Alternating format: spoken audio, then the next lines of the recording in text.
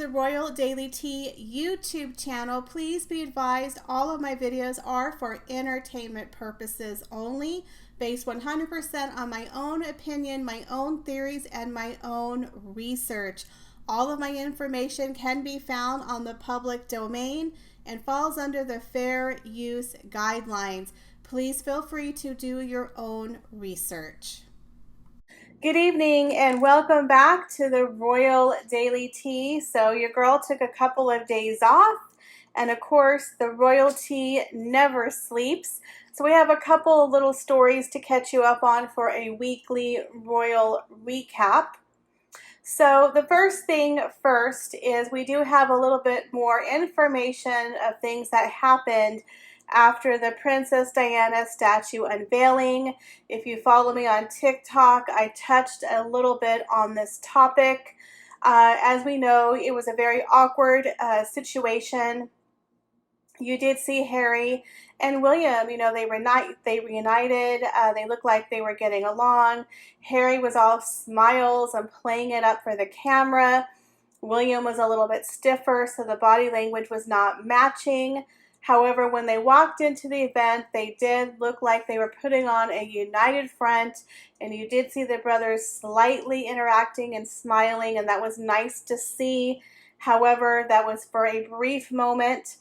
The rest of the unveiling, as we talked about in our previous video, the body language with the brothers was very distant. People were actually very distant from Harry. People don't trust Harry. Even the other family members, the staff, they were polite. They interacted, but you can tell, even though with COVID, they were still very far away from him. They would make their way over to William, and they would kind of, you know, really distance themselves from Harry. It was very apparent he was not welcome. He was not trusted. People were handling him with kid gloves. So word on the street is behind the scenes, there was a lot of drama. Harry showed up late to the event. He showed up with 15 minutes before the unveiling, so people were a little on edge and a little miffed. He showed up looking disheveled.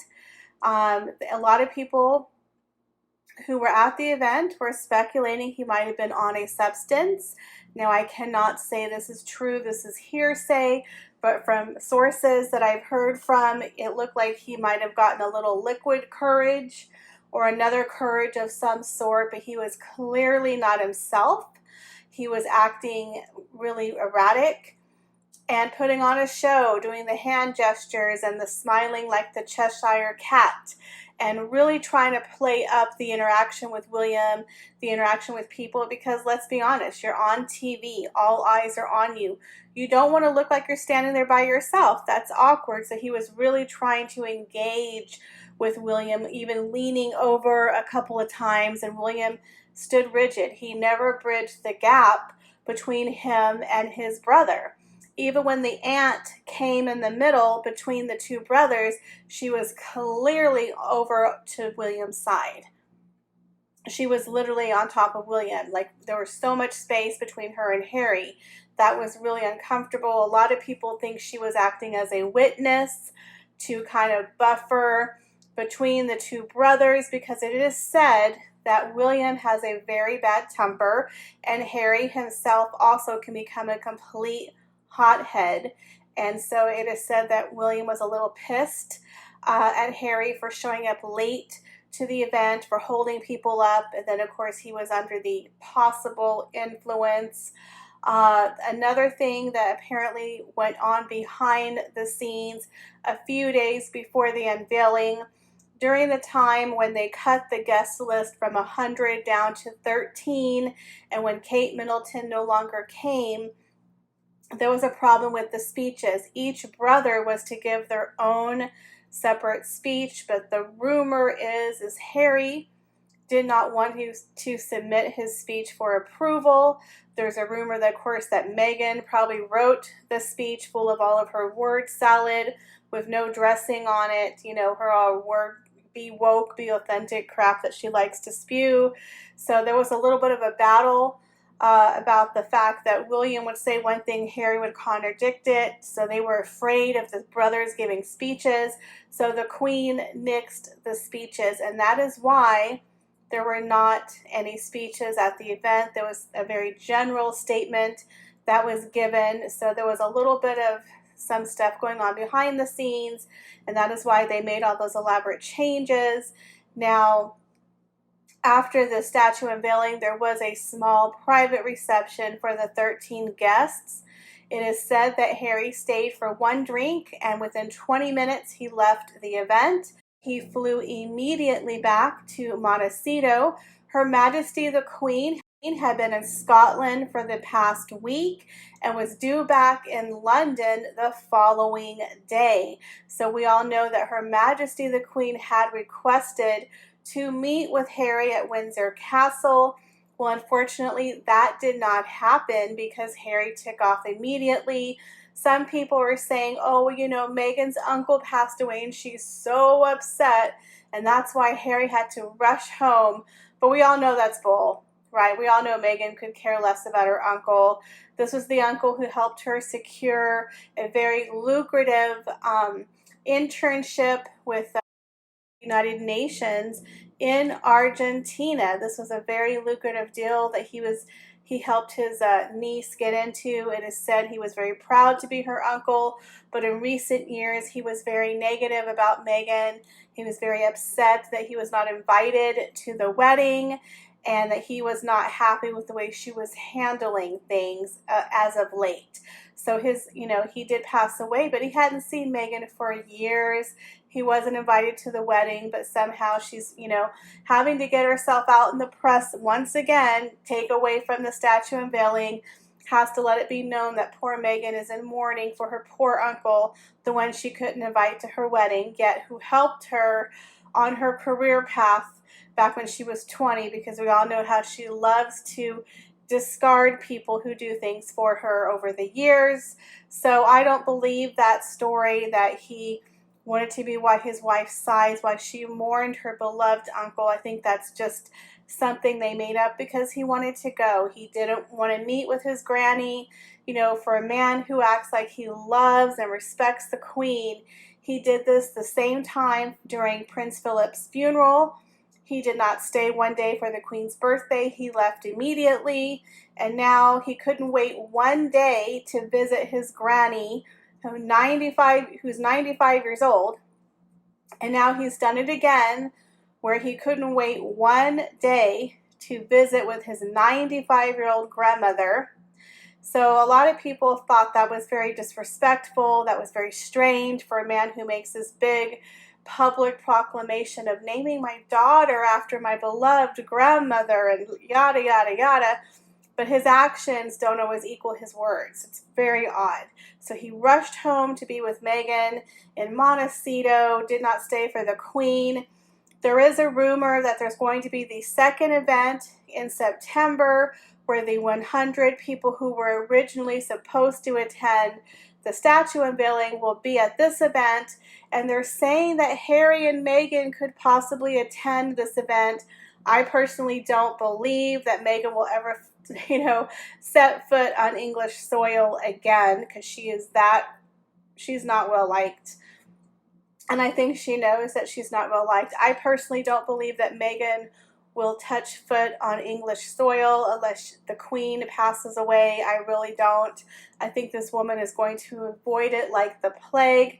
But it is rumored that Harry and Meghan will come together in September for the second half of the statue unveiling, where the 100 people are there and for a bigger celebration. So that remains to be seen. So that is the first part of the royal news. The second royal news is Omid Scooby received a royal smackdown. If you don't know who Omid Scooby is, he is literally Meghan's flying monkey. He is the person who co-wrote the book Finding Freedom, the autobiography of Meghan Markle, but we all know Meghan Markle actually wrote the book herself, because if you ever read her blog or if you read the article that she put out talking about her miscarriage, it's the same flowery language all throughout the book. It literally sounds like her diary that she just handed to him, and he basically, ghost wrote whatever she told him to say. We all know that she had a very strong hand in that book, because let's be honest, this woman sues every single person out there for anything, but yet she doesn't sue Omid Scooby for writing a book about her. And he gave away details that only very few people would know, like how many steps it was for her to go to a secret bunker to where all of the, crowns and the royal treasure is. Not very many people would know how many steps there are, and it's literally recounted, because again, I feel that book was written from Meghan's diary. We all know she kept records, she kept a diary, and I think she used that diary to write the fabled book about her looking like Mother Teresa. That book was a fluff piece. It was nauseating. If you haven't read it, guys, I'm telling you, it's like cotton candy press piece about how wonderful Meghan is, okay? So of course she's not going to sue him, because it's talking about how perfect she is, and she does the perfect warrior pose, and how Harry was so impressed with her packing skills. I mean, it was literally that dumb. So anyways, Omid Scooby co-wrote with another woman the story of Meghan Markle, but we all know Meghan wrote it. And he is her mouthpiece. He calls himself a royal expert, but he's really not. He works for a magazine, but he's constantly Meghan's #1 fan and Meghan's #1 defender. He got smacked down by the royal family because he planted yet another fake story to discredit the royal family and Prince William. So apparently the other day in England on ITV, there was a show that was released based on the book Battle of the Brothers from Robert Lacey. They turned it into a docuseries about what went wrong between the brothers, Harry and William. Why is there a feud? Well, we all know it's Meghan Markle. That's what went wrong. But basically it was a docuseries, based on the book, asking what happened between the brothers. When did the relationship start to deteriorate? And Omid Scooby went on this docuseries and made a claim that the day after, I believe it was in 2019, that famous interview when Meghan looks at the camera and says, "But nobody asked how I'm doing. Nobody asked how I'm feeling." Literally the day that she visited women in Africa whose families were being, murdered and tortured and raped and killed in front of them, she literally has the nerve to say, "But nobody's asking about me." I mean, what about me? Like, that was literally talk about, not knowing where you are, not knowing your privilege. Meghan with her little duck lips to the camera with her little sad face. And Harry says to the interviewer, "Oh yeah, me and William, we're having problems. Our relationship, we're on a different path." Well, supposedly, according to Omid Scooby, that the next day, Kensington Palace, under the direction of Prince William, planted a story to the press that they're all concerned about Harry's mental state. Well, Kensington Palace is now fighting back. They are no longer taking things lying down. They're taking the gloves off, and they made them, the people who made the docuseries, retract. That statement was removed from the docuseries, because when Kensington Palace says to you, "We strongly suggest you remove that information," people listen. Okay? They don't do that often, but they are now fighting back against untruths because it is defamatory toward the future King of England. This is the man who said, "Oh, well, Meghan Markle may have been incorrect or misinformed about the title with Archie." You think, Omid, she might have been misinformed? No, she lied. She lied on national television. But anyways, so he's the guy who's trying to backpedal. He's constantly in Meghan's cheerleader, even though she has 13 plus lies in that interview, which have been debunked. He really should just, get a new job, honestly. Anyway, so he's her official mouthpiece. He supports her. He tries to defend her because, let's be honest, he's on her payroll. She probably pays him to put out these wonderful fluff pieces about her because she needs to have good stories about her in the press. So he made up this story with no proof, and the Kensington Palace had it stricken from the docuseries. So he got a royal smackdown, and bravo to Kensington Palace and bravo to ITV for listening and removing that comment from the series. They did, however, leave in the part where Kensington Palace had a briefing where they discussed Harry, which I can understand they probably did because Meghan and Harry in 2019 were starting to become troublesome behind the scenes, and this was, a couple of months before Megxit. So Meghan and Harry were acting out behind the scenes. There was a lot of drama, as we all know. And so, yes, they probably did have a meeting to discuss them because they're a problem.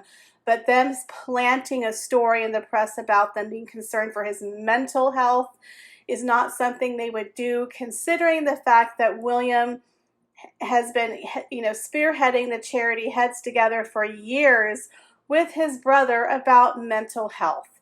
That is not something to toy with. So the fact that it was stricken from the TV show was a win for Kensington Palace. So the third story that's been circulating this week is, of course, why did the brothers have a falling out? What was the final nail in the coffin? Like I said, William and Harry both have extremely bad tempers. And this is when the 12 staff members, had come and gone within a year, and there was a lot of problems. So the head of household, or the head secretary, came to William and told him, "Sir, we have a problem. Your sister-in-law, she's a nightmare. Her staff is, they're quitting left and right. They're feeling like they're being bullied. Nobody's helping them. They've gone to HR. But, you have to understand, in the palace, everything is a hierarchy, pecking order. There's the royal family, and then there's the staff. So because they were complaining about a royal family member, HR really couldn't do anything because that was above their pay grade. So those people, those poor employees, did not get any support. As a matter of fact, the royal household sided with Meghan. That's why 12 people left under really bad circumstances working for Meghan and Harry, because they were atrocious and there wasn't anyone to protect them. So when I believe it was the head of HR, or maybe his private secretary, went to William and said, "Look, sir, we have an issue. Your sister-in-law is a nightmare. Okay, can you talk to her? Can you talk to Harry? Because we've lost like 12 staff members." And you have to understand, the royal family treats their staff like family. They treat their family, they treat their staff well. It takes a lot to get a job working for the royal family. You have to go through rigorous training, background checks. You pretty much have to know someone to get in. It is considered an honor and a privilege to work for the royal family. So when people get a job working for the royal family, they're hoping to stay there, guys, and make a career. Okay, this is a career choice. They're hoping to be there for a couple of years, because if you tell people on your resume, "Oh yes, I used to assist Prince William in his office. I worked for Buckingham Palace or the Queen or whatever," that looks extremely good. It's like working for the White House, okay? It is very prestigious, and these people have to go through rigorous training and background checks, and you have to have references, and you pretty much have to know someone who can vet for you. So when these people finally get a job, they've already jumped through 50 hoops. They're not planning to leave within a year. They want to stay there for a couple of years, if not longer. And some of the staff people who left were people who were there for 10 years, people who were there for 5 years, and they found the working conditions to be deplorable. So when the person came to William and said, "Look, we're having an issue," William saw red, because they treat their staff like one of the family. They give them a lot of respect. And the fact that Meghan was not treating them the way that she was supposed to be treating them, according to the rumor, he exploded and called Harry, and they had a huge yelling fight on the phone, which Harry hung up. And this is when they closed down the charities. They split the royal household, and Harry and Meghan went off to, brand Sussex Royal, whatever it was, and they moved to Frogmore Cottage. And this is when they broke up the royal household because William pretty much didn't want them around anymore. He didn't want them around their staff. He's like, you need to go, take your wife with you. We're done. So this was kind of the final nail in the coffin. It started when they were dating, when William wasn't a fan of Meghan, and he told him he was moving too fast, and you don't know that girl, you hadn't met her family, she's a divorced actress, the whole thing. William was not a fan of Meghan, but once he was married to Meghan, he had to deal with it. He was nice to her. He may not have loved her, but hey, she's his sister-in-law now, so she was accepted into the family. But then she became a royal nightmare, treating the staff horribly, treated Kate horribly, and that was it for William. He's like, you need to get her under control. And of course, Harry, being the flying monkey he is, ran into protector mode and protected his wife, and the brothers had it out. So that is when the royal households broke apart, and soon after, they had Megxit. So that is why the brothers don't get along, because Harry has to, support and protect his wife. And now it is said that those 12 former staff members, there is a lawsuit. There was a royal investigation. I believe there's a lawsuit, but it's not going away. It's not going away, guys. It's coming back. And the final bit of news is that the Markles are going to be facing more court drama as the appeal issued over the father's letter. The press won an appeal. So the Associated Newspapers, the publisher, the Mail Online on Sunday, and the Daily Mail have been granted permission to appeal against Lord Justice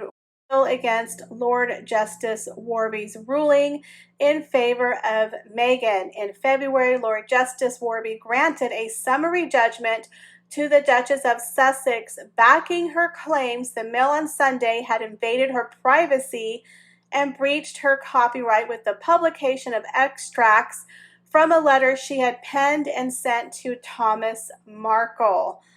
The newspaper has confirmed the appeal against their ruling has been granted. A spokesperson for the Mail on Sunday told the Times, "We are pleased with the Court of Appeal's decision to grant us permission to appeal against the summary judgments handed down by the High Court." Meghan's legal representative said the Sussex camp was confident the judgment against the Mail on Sunday will be upheld. Well, that is really big news. A lot of people, have questions about that letter.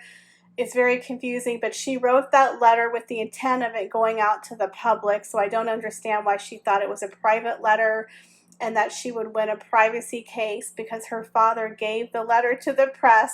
I don't understand how she won, but now apparently the newspaper is coming back, so this could go to court.